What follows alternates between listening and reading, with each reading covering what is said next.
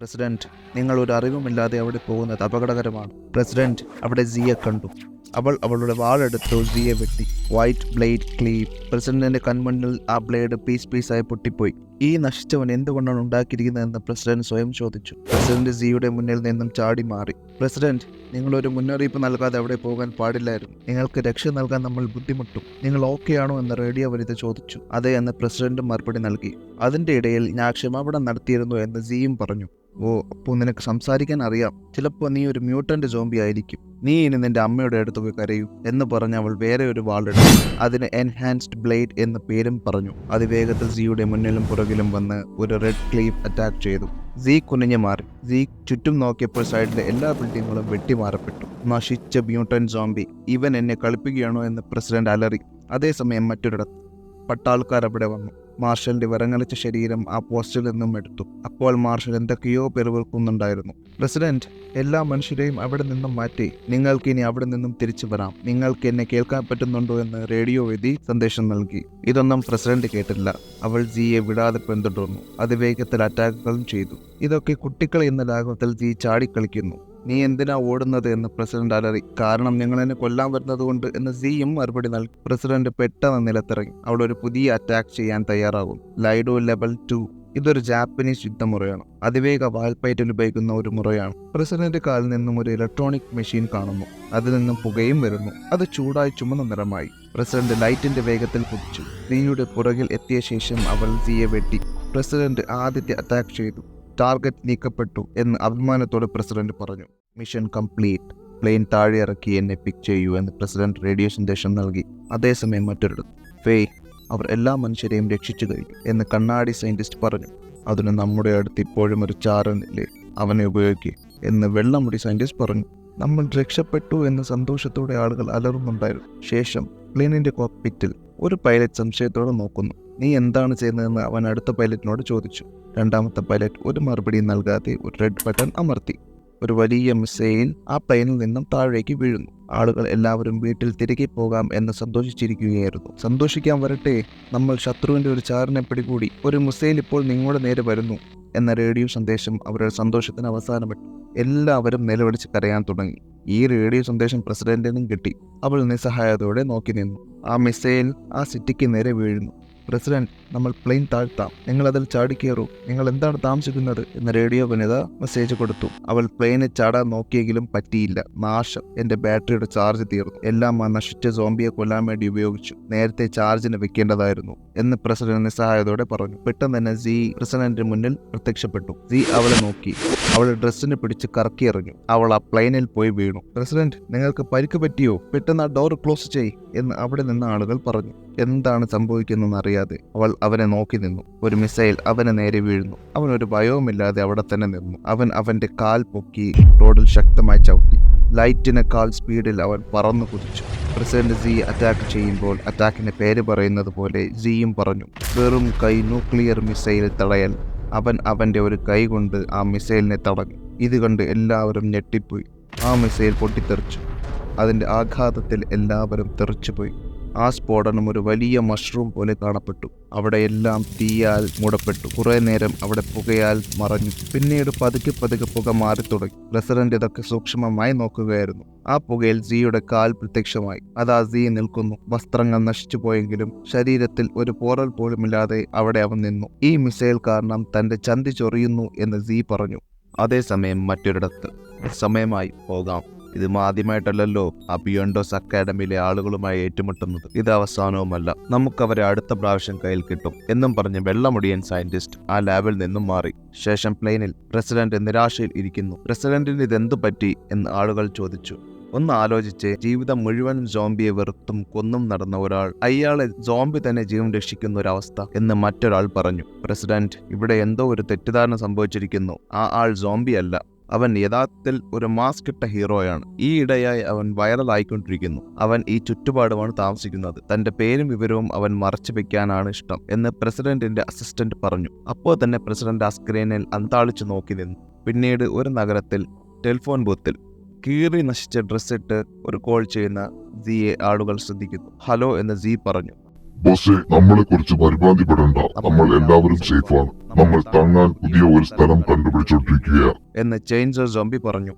അത് ശരിയായി, നിങ്ങളൊരു സ്ഥലം കണ്ടുപിടിച്ചതിന് ശേഷം ഞാൻ നിങ്ങളെ വന്ന് കാണാം എന്ന് പറഞ്ഞ് സീ ഫോൺ കട്ട് ചെയ്തു. അവൻ അവിടുത്തെ ബിൽഡിങ്ങുകൾക്കിടയിൽ കൂടി അവന്റെ ഫ്ളാറ്റിലെത്തി പിൻകോഡ് അടിച്ച് റൂമിൽ കയറി. അപ്പോൾ അവിടെ ഒരു സെക്യൂരിറ്റി ക്യാമറയിൽ ആ ദൃശ്യങ്ങൾ പകർന്നു. മറ്റൊരിടത്ത് പ്രസിഡന്റും അസിസ്റ്റന്റും സിയുടെ വീട് അന്വേഷിച്ചു കൊണ്ടിരിക്കുന്നു. അവർ അവനെ അവസാനം കണ്ടെത്തുന്നു. അവിടെ ഒരു സെക്യൂരിറ്റി ക്യാമറ വഴി അവനെ കണ്ടു.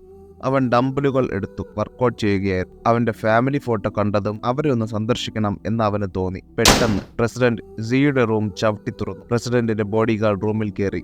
ആരാണ് നിങ്ങൾ? എന്ത് വേണം? ഞാനിപ്പോ പോലീസിനെ വിളിക്കും എന്ന് സി ഭയത്തോടെ പറഞ്ഞു. പെട്ടെന്ന് അവന്റെ മുന്നിൽ പ്രസിഡന്റ് ഒരു പേപ്പർ എടുത്തു കാണിച്ചു. നമ്മൾ ബിയോണ്ടസ് അക്കാഡമിയിൽ നിന്നുമാണ്. ഈ പേപ്പർ നിന്നെ അക്കാഡമിയിൽ എടുത്തു എന്ന് ഉറപ്പിക്കുന്ന പേപ്പറാണ്. ഇന്നു മുതൽ നീ നമ്മുടെ അക്കാഡമിയിലെ ഒരു മെമ്പറാണ്. പെട്ടെന്ന് ബോഡി ഗാർഡ്സ് അവനെ പൊക്കിയെടുത്ത് നടക്കാൻ തുടങ്ങി. നിങ്ങൾ എന്താണ് ഈ കാണിക്കുന്നത്? സോംബിയെ സ്കൂളിൽ ചേർക്കാൻ പോവുകയാണോ എന്ന് സി ചോദിച്ചു. നീ സോംബി അല്ല, നീ മനുഷ്യനാണെന്ന് നമുക്കറിയാം. അവനെ പൊക്കിയെടുത്തുകൊണ്ട് വാ എന്ന് പ്രസിഡന്റ് കൽപ്പിച്ചു. പ്രസിഡന്റ്, അക്കാഡമിയിലെ സെലക്ഷൻ അത്ര ഈസി അല്ല. എന്നിട്ടും നിങ്ങളുടെ റെക്കമെൻഡേഷനിൽ അവനെ റിക്രൂട്ട് ചെയ്തു. പക്ഷേ അവൻ അവിടെ റൂം കിട്ടുമെന്ന് സംശയമാണ് എന്ന് റോസി പറഞ്ഞു. അവൻ എൻ്റെ വീട്ടിൽ നിന്നോളും എന്ന് പ്രസിഡന്റ് മറുപടി നൽകി. പെട്ടെന്നാവട്ടെ ബോയ്സ്, അവനെ മൂലക്കിട്ടോ, അതിനുശേഷം നിങ്ങൾക്ക് പോകാം എന്ന് പ്രസിഡന്റ് കൽപ്പിച്ചു. അവർ പോയ ശേഷം പ്രസിഡന്റ് സിയെ കുറ്റവാളിയെ പോലെ തുറച്ചു നോക്കിക്കൊണ്ടിരുന്നു. മാഡം, ഞാൻ ഇവിടെയാണോ ഇനി താമസിക്കാൻ പോകുന്നത്? ഞാൻ ഇവിടെയാണോ ഉറങ്ങാൻ പോകുന്നത് എന്ന് സി ചോദിച്ചു. കണ്ടിട്ട് എന്ത് തോന്നുന്നു? അല്ല, നീ ഇവിടെ അല്ല കിടക്കുന്നത്, നിന്റെ ഗസ്റ്റ് ബെഡ്റൂമാണ് എന്ന് പ്രസിഡന്റ് പറഞ്ഞു. മാഡം, ഒരു ചെറിയ തെറ്റിദ്ധാരണ ഉണ്ടോ എന്നൊരു സംശയം. സത്യത്തിൽ ഞാനൊരു സോംബിയാണ് കേട്ടോ എന്ന് പറഞ്ഞു തീർന്നതും പ്രസിഡന്റ് അവരുടെ മെഷീൻ കാലുകൾ ഇളക്കി മാറ്റി. സി ഇത് കണ്ട് സംശയത്തോടെ നോക്കിയിരുന്നു. ഞാൻ എന്റെ കാലുകൾ സ്വയം അറുത്തു മാറ്റിയതാണ്. ഞാൻ കുട്ടിയായിരുന്നപ്പോൾ ഒരു സോംബി ഔട്ട്ബ്രേക്ക് ഉണ്ടായി. എന്റെ പാരന്റ്സ് സോംബികളായി മാറി. അവർ എന്റെ 2 കാലിലും കടിച്ചു. പെട്ടെന്ന് തന്നെ എന്റെ കയ്യിൽ കിട്ടിയ പിച്ചാത്തിയെടുത്ത് ഞാൻ 2 കാലുകളും അറുത്തു മാറ്റി. അതിനുശേഷം ഞാൻ എൻ്റെ പാരൻസിനെ കൊന്നു. അതിനുശേഷം ഞാൻ എല്ലാ സോംബികളെയും ഞാൻ കൊന്നു തള്ളും എന്ന് ഞാൻ ശബ്ദമെടുത്തു. അല്ല, നീ എന്താ പറഞ്ഞത് എന്ന് പ്രസിഡന്റ് ചോദിച്ചു. ഏയ് ഒന്നുമില്ല എന്ന് അവൻ മറുപടി നൽകി. അല്ല, ഈ ബിയോണ്ടോസ് അക്കാഡമി എന്താണ് എന്ന് അവൻ ചോദിച്ചു. അത് സോംബികളെ നശിപ്പിക്കാൻ സ്പെഷ്യലൈസ് ചെയ്ത ഒരു അക്കാഡമിയാണ്. ആദ്യത്തെ സോംബി ഔട്ട്ബ്രേക്ക് ഉണ്ടായിട്ട് ഇന്നേക്ക് 1000 വർഷമായി. സോംബികളുടെ ഉപദ്രവം തടയാൻ നമ്മുടെ പൂർവികർ ആദ്യത്തെ സോംബി ഔട്ട്ബ്രേക്ക് കഴിഞ്ഞു 2 യുഗത്തിന് ശേഷം ഒരു അക്കാഡമി ആരംഭിച്ചു. ഈ അക്കാഡമിയിൽ സോംബികളെ ഫൈറ്റ് ചെയ്യാൻ പഠിപ്പിക്കും. ടാലൻ്റ് ഉള്ളവരെ നല്ല രീതിയിൽ ഹെൽപ്പ് ചെയ്യും എന്ന് അവൾ പറഞ്ഞു. അപ്പോൾ ആദ്യത്തെ സോംബി ഔട്ട്ബ്രേക്ക് കഴിഞ്ഞിട്ട് 2 യുഗത്തിന് ശേഷം നിർമ്മിച്ച ഒരു അക്കാഡമി. എൻ്റെ ഓർമ്മ കുറച്ച് മങ്ങുന്നു. ഞാനപ്പോൾ ആദ്യത്തെ സോംബി ഔട്ട്ബ്രേക്കിൽ സോംബി ആയതാണ്. അതിനുശേഷം 1000 വർഷങ്ങൾ കഴിഞ്ഞു എന്നവൻ ചിന്തിച്ചു. നാളെ തന്നെ അക്കാഡമിയിൽ പോകണം. ഞാൻ നിന്നെ റെക്കമെൻഡേഷനിൽ കയറ്റിയതാണ്. ഒളിച്ചോടാൻ നോക്കണ്ട. അഥവാ ഓടിയാൽ നിന്നെ അക്കാഡമിയിലെ ജയിലിലിട്ട് അവർ ടോർച്ചർ ചെയ്തോളും എന്ന് അവൾ പറഞ്ഞു. ഇത് കേട്ടതും ഒളിച്ചോടാൻ എന്ന ചിന്ത സി മറന്നുളഞ്ഞു. എൻ്റെ പേര് വയലറ്റ്. ഡോണാണ് നിന്നെ നാളെ അക്കാഡമിയിൽ കൊണ്ടുപോകാൻ പോകുന്നത്. നീ അവളെ കണ്ടിട്ടുണ്ട് എന്ന് അവൾ പറഞ്ഞു. പക്ഷെ ഡോൺ എന്ന പേരിൽ എനിക്ക് ആരെയും അറിയില്ല എന്ന് അവൻ പറഞ്ഞു. ശേഷം ബിയോണ്ടസ് അക്കാഡമിയുടെ മുന്നിൽ, ഹലോ മാസ്കട്ട സഹോദര എന്ന് ഡോൺ പറഞ്ഞു. നീ ആരാണെന്ന് സി ചോദിച്ചു. എന്തു, നമ്മളെന്നാ വാഹനത്തിലിരുന്നപ്പോൾ സംസാരിച്ചതൊക്കെ മറന്നോ? പക്ഷെ എൻ്റെ ഓർമ്മ ശരിയാണെങ്കിൽ അന്ന് ഇത്രയും ചെറുതായിരുന്നില്ലേ നീ? അവൻ പറഞ്ഞു. ഇവൻ മണ്ടനാണ്. എന്തെങ്കിലും ആവട്ടെ, എൻട്രൻസ് എക്സാം തുടങ്ങാൻ സമയമായി. പെട്ടെന്ന് വാ എന്ന് ഡോൺ പറഞ്ഞു. എൻട്രൻസ് എക്സാമോ? അതെ, എൻട്രൻസ് എക്സാം ഇല്ലാത്ത ഏത് സ്കൂളായി ലോകത്തുള്ളത്?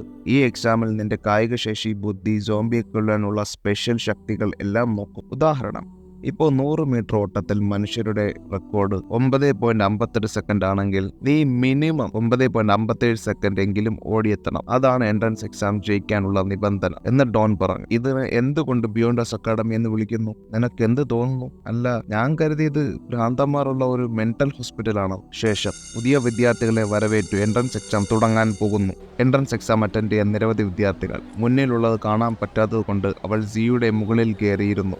അല്ല, ഒരു പ്ലെയിൻ കൈകൊണ്ട് പിടിച്ച് നിർത്തിയ ഒരാൾക്ക് എൻട്രൻസ് എക്സാം അറ്റൻഡ് ചെയ്യേണ്ട ആവശ്യമുണ്ടോ എന്ന് സി ചോദിച്ചു. ഇതൊരു ഗവൺമെന്റ് എയ്ഡഡ് അക്കാഡമിയാണോ? ഇവിടെയും കുറേ പേർ പ്ലെയിൻ പിടിച്ചു നിർത്താൻ അത്രയും ശക്തിയുണ്ട്. ഇവിടെ എല്ലാവർക്കും സ്പെഷ്യൽ ശക്തികളുണ്ട്.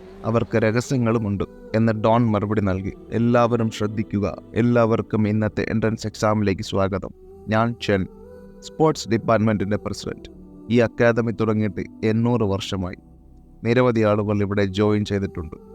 നമ്മുടെ പൂർവികർ സോംബി രാജാവുമായി യുദ്ധവും ചെയ്തിട്ടുണ്ട്. അവർക്ക് ഒരു മല 2 പീസാക്കുന്നത് വളരെ നിസ്സാരമായിരുന്നു. നിങ്ങളോട് ഞാൻ മല മുറിക്കാനൊന്നും ആവശ്യപ്പെടുന്നില്ല. എനിക്ക് വേണ്ടത് എന്തെന്നാൽ എന്ന് മുഴുവനായും പറഞ്ഞു തീരുന്നതിനിടയിൽ സി ചെന്നിനോട് ചോദിച്ചു, ടീച്ചർ, എനിക്കൊരു കുഞ്ഞു ചോദ്യം ചോദിക്കണം. ഇപ്പോൾ ഒരു സോംബി അക്കാഡമിയിൽ വന്നാൽ എന്താണ് നടക്കുന്നത്? അപ്പോൾ ചെൻ പറഞ്ഞു, അഥവാ അങ്ങനെ നടന്നാൽ നമ്മൾ അവൻ്റെ കൈകാലുകൾ കീറിയെടുക്കും, അവൻ്റെ ശരീരം ആ ഗേറ്റിന് മുന്നിൽ തൂക്കിയിടും. അത് സോംബികൾക്കൊരു താക്കീതാകട്ടെ. പിന്നെ ന്യൂട്രൽ ചെയ്യും. ന്യൂട്രോ? അതെ, അവൻ്റെ സുന്നാമണി നമ്മൾ അങ്ങ് അറുത്തു കളയും. ഇത് കേട്ടതും സി പേടിച്ചു പോയി. അങ്ങനെ എക്സാം ആരംഭിച്ചു. 100 മീറ്റർ ഓട്ട മത്സരം. എല്ലാവരും റെഡി, സെറ്റ്, ഗോ. ഒരു ചുമന്ന മുടിയുള്ള ഒരു പയ്യൻ സിയെ കടത്തി വെട്ടി കുതിച്ചു. അവൻ ആ 100 മീറ്റർ വെറും 3 സെക്കൻഡ് കൊണ്ട് ഓടിയെത്തി. രണ്ടാമത്തേത് ഷൂട്ടിംഗ്. ഷൂട്ടിംഗ് ഒരു ബേസിക് ഐറ്റമാണ്. നിങ്ങൾ ഉന്നം നോക്കി വെടിവെച്ചില്ലെങ്കിൽ ഒന്നെങ്കിൽ സോംബി നിങ്ങളെ തീർക്കും, ഇല്ലെങ്കിൽ നിങ്ങൾ സോംബി തീർക്കും എന്ന് ചെൻ എല്ലാവരോടും പറയുന്നു. അങ്ങനെ ഈ മെന്റൽ ആശുപത്രിയിൽ ഞാൻ പെട്ടു. പഠിപ്പിന് പുറമെ ഇവിടെ കായിക രീതികളാണ് ഉള്ളത് എന്ന് സി ചിന്തിച്ചു. പിന്നീട് സി ഡോൺ എന്നെ ശ്രദ്ധിച്ചു. അവൾ ഒറ്റ സെക്കൻഡിൽ ഒരു എക്സ്പേർട്ടിനെ പോലെ വെടിവെക്കുന്നു. അവിടെ ഉണ്ടായിരുന്ന എല്ലാ ഡമ്മകളുടെയും തലകൾ അറ്റു വീഴുന്നു. അങ്ങനെ അവൾ എക്സാം വിജയിക്കുന്നു. ഇതൊക്കെ സി ഒരു മണ്ണുണ്ണിയെ പോലെ കണ്ടു നിന്നു.